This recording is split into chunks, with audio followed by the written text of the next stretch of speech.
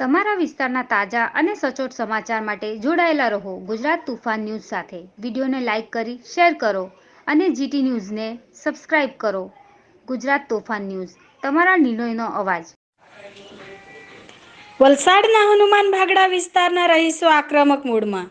વલસાડ જિલ્લા કલેક્ટર કચેરી ખાતે ધરણા કરવામાં આવ્યા. હનુમાન ભાગડાના સરપંચ પ્રીતિબેન પટેલે કર્યો અન્ન અને જળનો ત્યાગ. વલસાડ જિલ્લા કલેક્ટર કચેરી ખાતે મોટી સંખ્યામાં રહીશો થયા એકઠા. હનુમાન ભાગડા વિસ્તારમાં પાણીની સમસ્યાને લઈને રહીશોમાં રોષ જોવા મળી રહ્યો છે. 15 દિવસમાં એકવાર પાણી મળતા રહીશો આવી પહોંચ્યા છે વલસાડ જિલ્લા કલેક્ટર કચેરી ખાતે. રહીશો દ્વારા કલેક્ટર કચેરીની બહાર રામધૂન બોલાવાઈ. વલસાડ જિલ્લા કલેક્ટર કચેરી ખાતે પોલીસ બંદોબસ્ત ખડકી દેવામાં આવ્યો છે.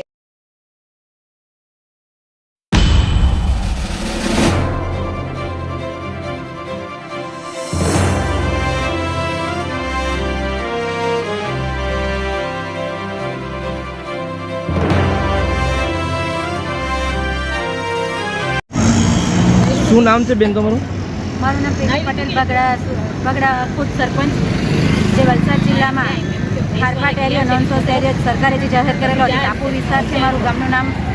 અને અમારા ગામની પીવાની પાણીની સમસ્યા જે આજે કહેવા જાય જોવા જાય તો વર્ષો જૂનું આજે કઈ પેઢી નીકળી ગઈ, પણ આજે 45 વર્ષથી ગામમાં પીવાના પાણીની કોઈ સમસ્યા નહીં મળે. નગરપાલિકાને પાણી પુરવઠામાં જે પાણી આપવામાં આવતું છે હલે એ પાણી ભેગું કરી અને એક વારો કાઢીએ, બીજો વારો કાઢવા માટે અમારે 15 થી 17 દિવસ રાહ જોવી પડે છે અને લોકોએ રોજીરોટી બગાડી અને પાણી ભરવાના વારા આવે છે.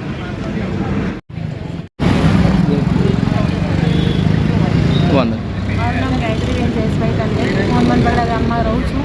અમારા ગામમાં વર્ષોથી પાણીની ખૂબ જ તકલીફ છે. એ તકલીફનું નિવારણ આજ સુધી થઈ શકતું નથી.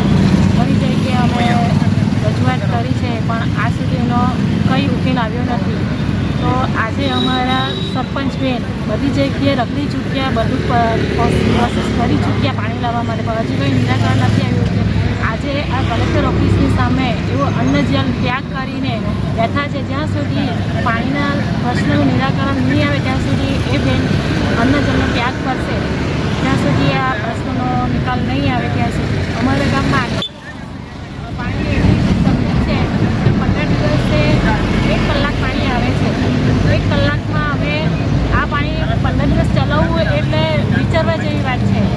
સરકારે અમને ટોયલેટ બાથરૂમ આપ્યા છે, એ સારું કામ કર્યું છે, પણ એનો વપરાશ અમે કેવી રીતે કરી શકીએ? કારણ કે અમારી પાસે પાણી જો નહીં હોય તો અમારે ત્યાં પાણીના સ્ત્રોત જ કંઈ નથી. કે બાજુમાં ઔરંગા નદીનું પાણી ખારું છે એટલે અમારા જે આજુબાજુના એરિયામાં બી બોરિંગ કરાવીએ કે કંઈ પણ કરાવીએ એટલે ખારું જ પાણી નીકળે, એટલે અમે કંઈ પણ વપરાશ માટે લઈ જ નથી શકતા.